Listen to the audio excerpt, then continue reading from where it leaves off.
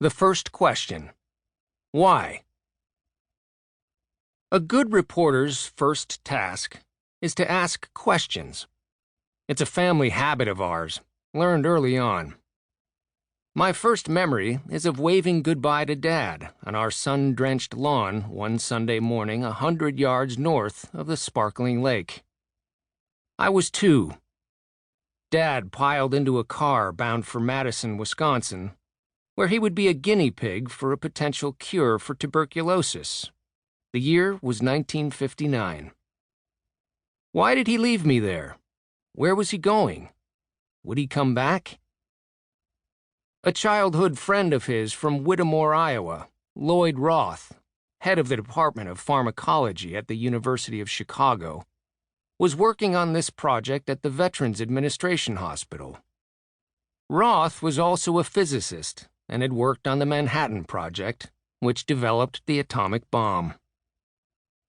Dad had picked up TB during World War II while stationed in Sicily with the Army Air Corps. He was a captain in charge of a supply depot at an air base.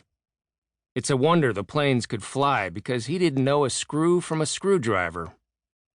The disease didn't fully manifest itself until after the war. When it did, more than a decade later, our family was in quarantine in Storm Lake, Iowa, a meatpacking town of about 7,000 with a small college and, yes, a lake. There we were, Mom alone with 6 kids, I the youngest. Brother Bill let loose hamsters in the basement that spread throughout the house.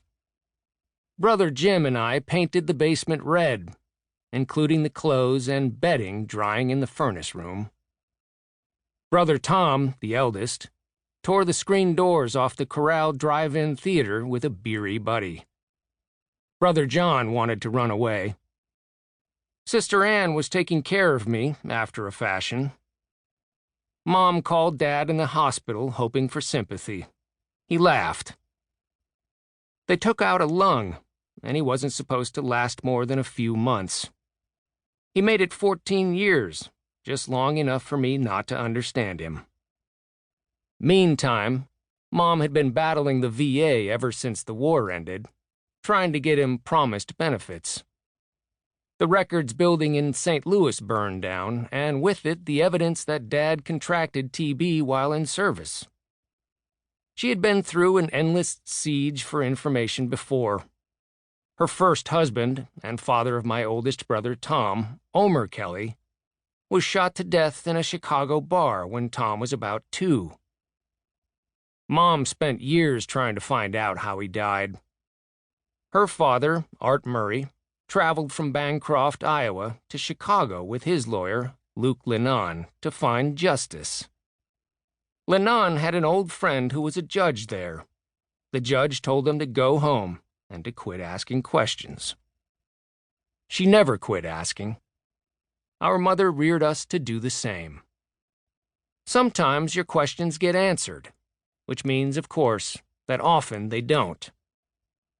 I have been a reporter and editor for Iowa newspapers for 38 years, and I've spent a lot of that time asking questions about little towns and about quiet people who also ask the same questions amid a patchwork of corn and soybean rows. I didn't mean to wind up in Storm Lake at all.